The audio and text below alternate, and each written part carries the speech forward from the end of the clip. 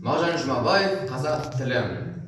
Күш кемеді, айбынды тоқылады, кеше батыр бүгін қорқақ бұғады, еркем тұлған ұшқыр жаны кісенде, қан суынға жүрек соғын соғады.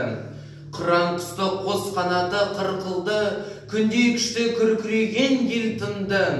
Асқар Алтай алтынаны есте жоқ, батыр хандар, асқан жандар ұмытылды. Ерлік, елдік, бірлік, қайрат, бақ ардың, жауыз тағдыр жойды бәрін не бардың. Алтын күннен бағасыз бір белгі боп, нұрлы жұлдыз, бабам тілі, сен қалдың. Жарық көрмей жатсаң дұзақ кен тілім, таза терең, өткір күшті кең тілім.